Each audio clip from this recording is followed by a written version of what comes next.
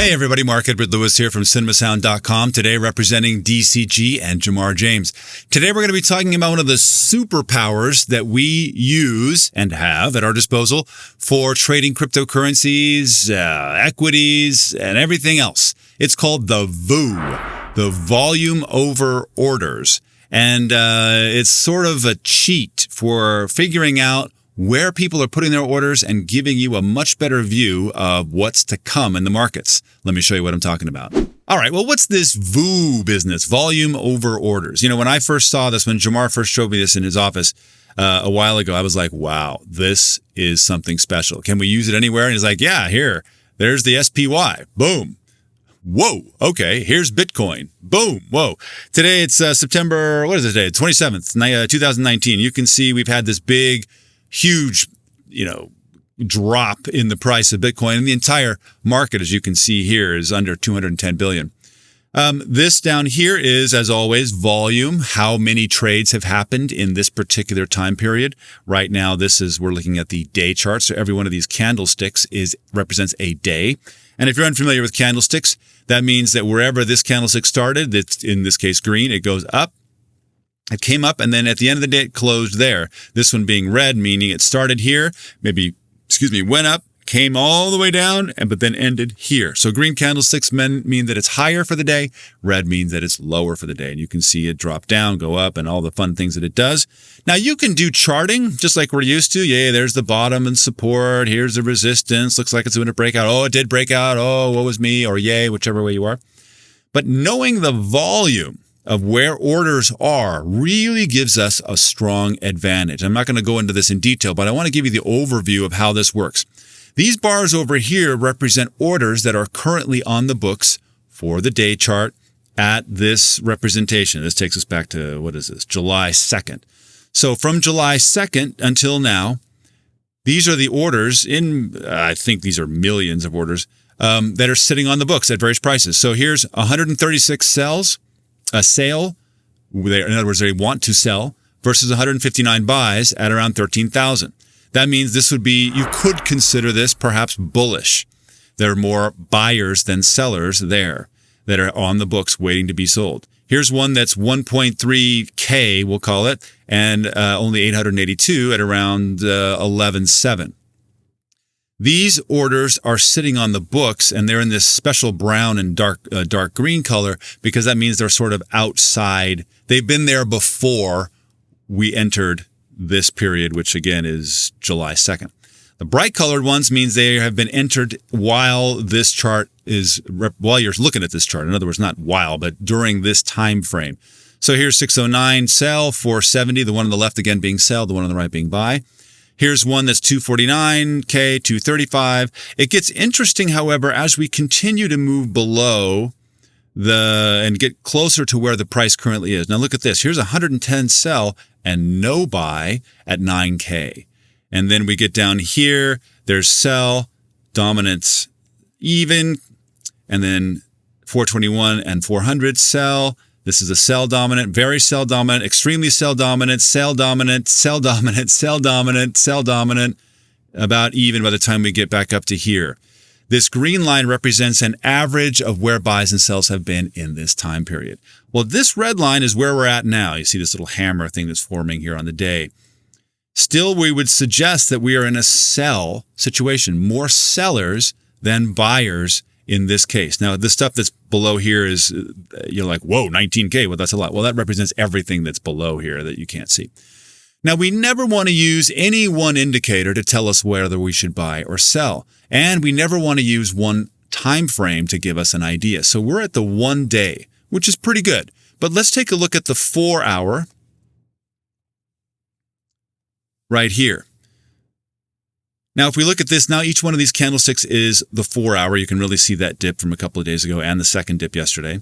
Look at the difference here now. We're still seeing the sell, but here's a buy, sell, sell, sell, sell, even, sell, sell, sell, definite sell. But look as we move here, the difference here. Now you've got exclusively sellers. And if you look 33 and 33, what are the chances that between these two price points, that those are exact? Well, the chances are nil. That's a bank almost certainly doing its manipulation just to make sure that if it comes up here, it's going to come right back down at these levels. And whenever you see these kinds of things where it's two of the same number, maybe you'll even see 4, 5, or 6 of them. That's whale or bank manipulation. I shouldn't just say bank. It's people and things too. Here's a 48 and a 1, 60. These are all just crushing sells if we were to reach up into here, at least as at the moment. Now, 10 minutes from now, this may change, but this gives us a great idea. The other thing that's important to know about VOO that confused me quite a bit is it changes based on where you place this. So if I only want to see a duration that's here, notice how it radically changes. And you can see from a couple of days ago, on the 24th, 3 days ago to here, look at the difference. Almost exclusively sell here and, even here. There's some buying that's going to happen down here, maybe as we get down to 7,900. And this is where we start saying, hey, in fact, the buying actually could be starting right around here at 8,100. This gives us the idea that, we may be hitting resistance if we start seeing something strong here. Let's go to the 1 hour because we're having fun. Yay. And where I like to generally put this edge is right around here. I'm on the TradingView app, but somewhere about 4/5 up. It's because if I put it up here, it gets hard to read. And it gives me the inclusion, in this case, of the drop and our little downward trend here. So again, lots of sell in the 9Ks. And if we look down here, here's more sell at 78, right? So here's a little bit of a buy. There's even, but big sell, even, sell. So far, looking at this chart this way, we're not seeing any ready resistance. If we zoom out more, we might get, maybe if we get down to, let's go out to the 4 hour once again. 4 hour, let's take a look at see if we can get out to the 7,400. Well, this is way, way big. But again, it'll give you this. If you want to go back months, here's June. You can see all the orders that are on the books since then, these being extended from there. Let's see. What do we see here? Well, sell. Lots of fun stuff. All right, tell you what. Let's take a look at Ethereum. Just for kicks, laughs and giggles. Put this about here. Here's Ethereum's big drop that it did. It's doing a little rally. Yay, we like that. There's still sell, big sell, somewhat sell, somewhat sell, somewhat sell.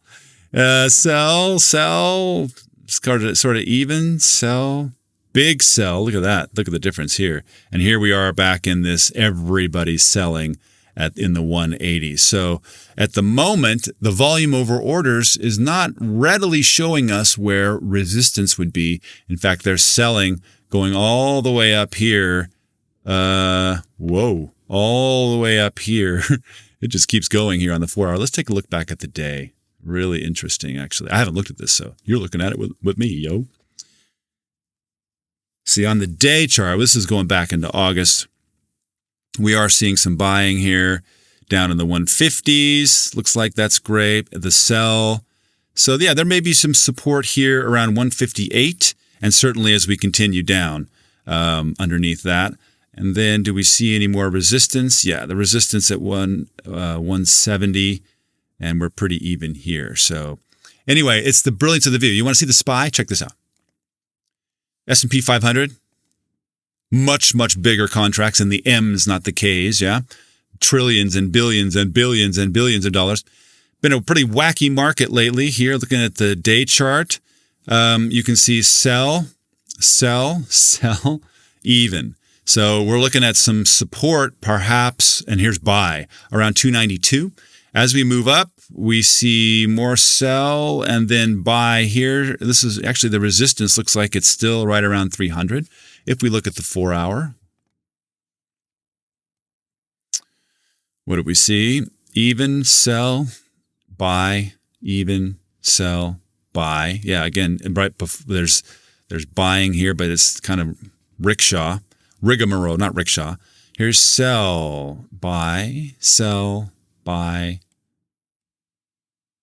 Yeah, again, 292 looks like where our support is, possibly at the moment. Again, this could change at any moment. Somebody could come in and crush all this, but for now, it looks like on the 4 hour chart, that's where our support would be. And you can do this with any of these cool pairs, Litecoin, bang, it's going to show us Look at all this cool data. A lot of stuff happening for Litecoin. There you go.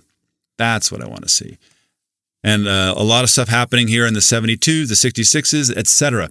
So the VOO gives you kind of an unfair advantage over knowing where things are being placed, and in a much more powerful way than just the book that you're looking at, because it gives you a great representation via price and movement, and you can select whatever time frame you'd like to get a better interpretation of what's happening in the market.